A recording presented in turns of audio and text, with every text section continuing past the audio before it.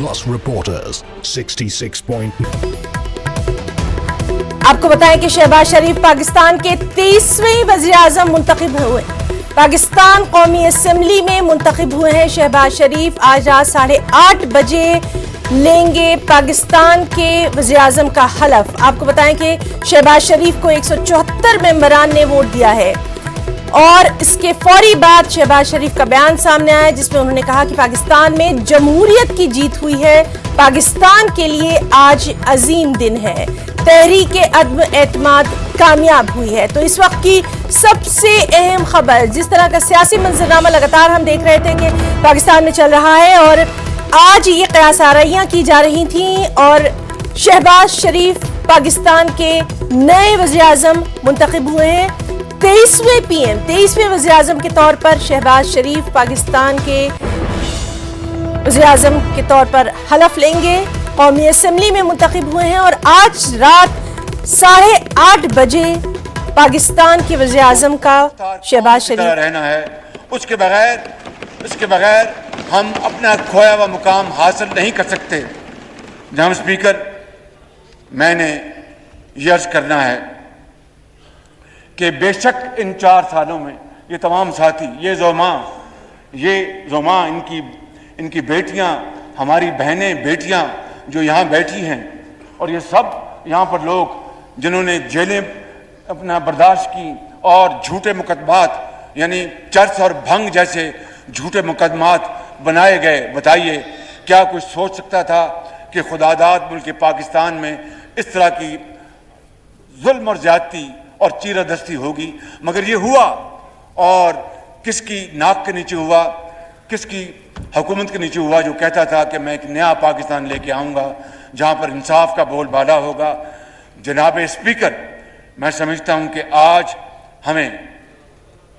हमें हर लिहाज से इस कौम का एहतराम करना होगा और उनका मुहाफ़िज़ बनना होगा।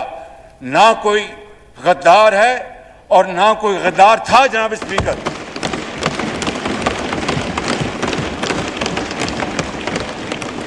और मेरा मानना है कि अगर हमने इस मुल्क की जमहूरियत को आगे बढ़ाना है, मईशत को आगे बढ़ाना है, तो फिर डेडलॉक नहीं डायलॉग से काम लेना पड़ेगा।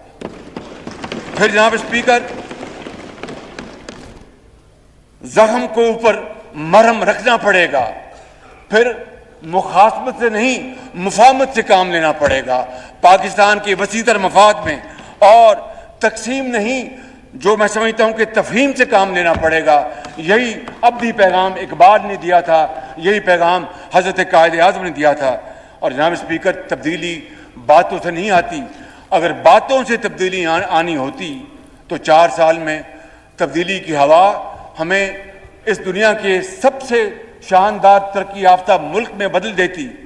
खुदा जाने ये कैसी तब्दीली की हवा चली कि हर चीज़ बर्बाद होकर रह गई, मईशत तबाह हो गई, माशरा तबाह हो गया और माशरे के अंदर जहर घोल दिया गया, जिसको मैं आपको अर्ज करता हूँ जनाब स्पीकर, अब साल लग जाएंगे उस जहर आलूदा पानी को साफ करने के लिए, कई साल लग जाएंगे। और वो इसके बगैर नहीं होगा कि हम में आपस में इत्तेफाक और इत्तेहाद होगा तो हम दोबारा इस मुल्क को उसके असल मंजिल की तरफ हम लेके जाएंगे। वगरना मैं समझता हूँ कि फिर मुश्किलात, मायूसी खुदा न खास्ता हमारा मुकद्दर होगी।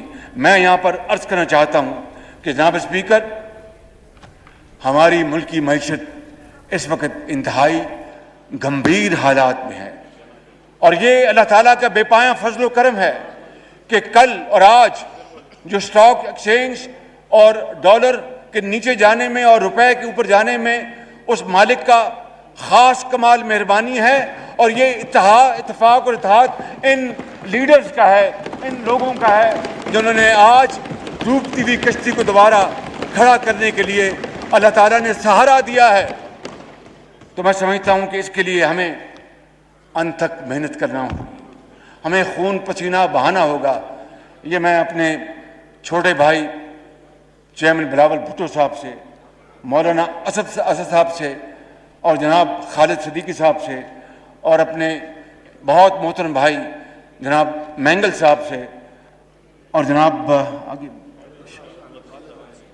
علی نواز شاہ سے، ان سے پہلے کو بیٹھے ہیں، نہیں علی نواز شاہ صاحب بیٹھے ہیں، مکشی صاحب بیٹھے ہیں، میرے بھائی حیدر ہوتی صاحب بیٹھے ہیں، اور وہ میرے بھائی داور صاحب بیٹھے ہیں، اور بگٹی صاحب بیٹھے ہیں، اور ان کے ساتھی. میں سمجھتا ہوں کہ یہ میں ان سے گزارش کرتا ہوں، اور بالکل ہم میں اتفاق ہے، اگر ہم نے اس ملک کی ڈوبتی ہوئی کشتی کو بچانا ہے اور دریا کے پار لگانا ہے تو خدا کی قسم اس کے علاوہ کوئی اور نسخہ کارگر نہیں ثابت ہو سکتا ماں سوائے اتحاد اتحاد اتحاد، محنت محنت اور محنت کے.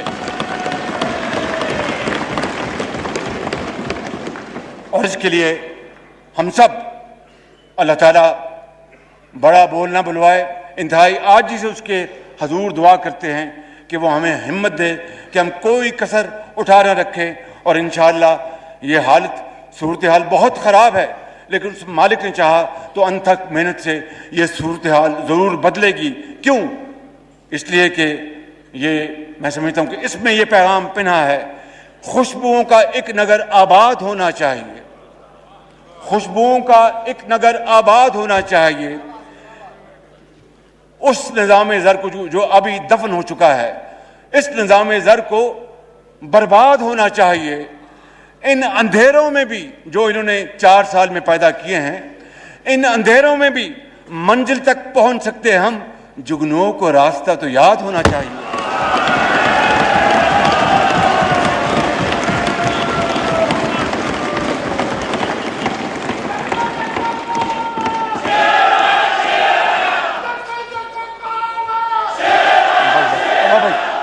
بھائی بس بھائی، اور جناب اسپیکر، یہ پتہ ہے سب کو، پلیز ذرا بات کرنے دیجیے.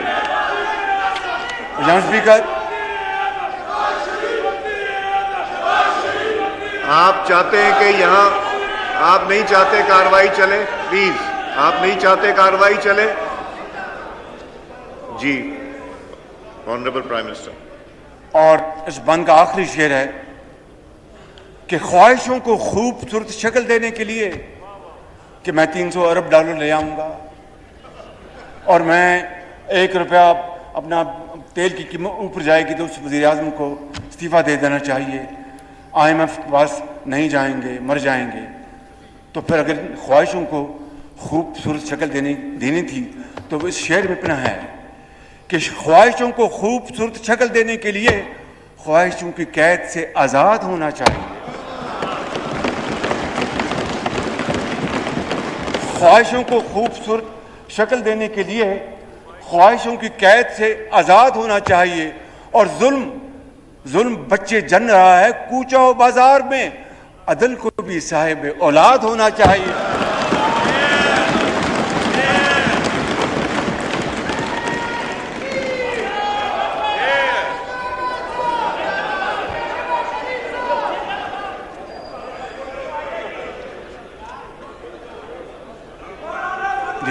کیا فرمایا آپ نے؟ آپ نے کچھ فرمایا آپ نے؟ جی آپ نے کچھ فرمایا آپ نے؟ نہیں آپ بات کیجیے. جناب اسپیکر، آپ کو یاد ہے کہ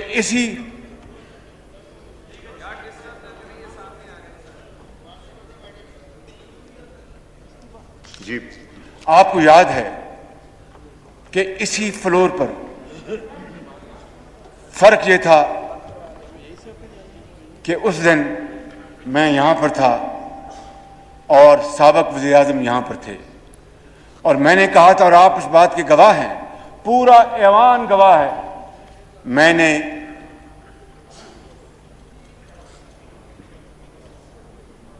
جی پلیز میں نے میثاق معیشت کی پیشکش کی تھی بڑی سوچ سمجھ کے، مگر اس کا جو حشر ہوا جناب اسپیکر، میں اس کے بارے میں کچھ نہیں کہنا چاہتا. اور میں یہ کہنا چاہتا ہوں کہ اگر اس کو پایا حقارت سے نہ ٹھکرایا جاتا تو آج پاکستان کی معیشت کا اتنا برا حال نہ ہوتا. اور پھر اس سے اگلے سال پھر میں نے دوبارہ مساق معیشت کی پیشکش کی.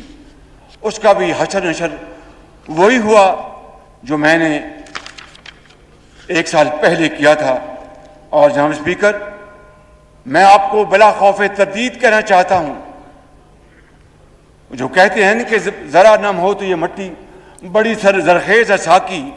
اگر ان میں جذبہ ہوتا، اگر ان میں پاکستانیت کا جوش ہوتا، اور اگر یہ زوم میں اور اپنے ایک ایروگنس میں نہ ہوتے تو اس پیشکش کو قبول کرتے تو آج کریڈٹ ان کو ملتا، پاکستان آگے جا رہا ہوتا، اور آج لاکھوں لوگ آج بے روزگاری کے کنویں میں دھکیلے نہ جا رہے ہوتے. بہرحال وہ جناب اسپیکر وقت گزر گیا، مگر میں آج آپ کو یہ بتانا چاہتا ہوں کہ اس وقت پاکستان کن حالات سے دوچار ہے.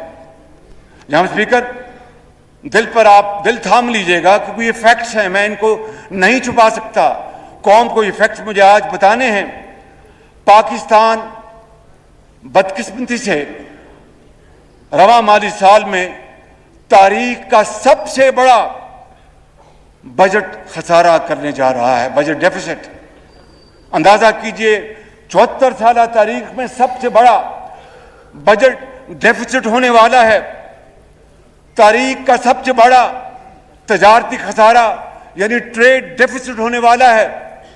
اور جو کرنٹ اکاؤنٹ جس کو جاری کھاتوں کو اردو میں کہتے ہیں، بدقسمتی سے کرنٹ اکاؤنٹ ڈیفیسٹ بھی تاریخ کا سب سے بڑا خدا نخواستہ ہونے جا رہا ہے. مہنگائی اپنے عروج پر ہے. 60 لاکھ لوگ بے روزگار ہو چکے ہیں اور 2 کروڑ لوگ خط افلاس سے نیچے دھکیلے جا چکے ہیں، اور 1 کروڑ 35 لاکھ جن اس.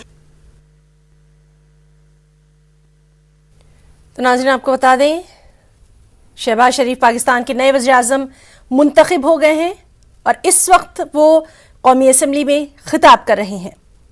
بے حد جذباتی طور پر اس وقت شہباز شریف اپنا خطاب کر رہے ہیں. کس طرح ان کو ان کا ضمیر ان کو اجازت دیتا تھا. شہباز شریف اجازت دیتا تھا. پاکستان کے 23ویں وزیر اعظم منتخب ہوئے ہیں اور پاکستان قومی اسمبلی میں منتخب ہوئے شہباز شریف آج رات 8:30 بجے پاکستان کے نئے پی ایم کے طور پر وہ حلف بھی لے لیں گے. آپ کو بتائیں کہ 174 ممبران نے انہیں ووٹ دیا ہے اور اس وقت وہ قومی اسمبلی میں خطاب کر رہے ہیں. یہاں پر انہوں نے جم کر سابق وزیر اعظم عمران خان پر نشانہ سادھا اور سب سے اہم بات یہ کہ اپنی اس تقریر میں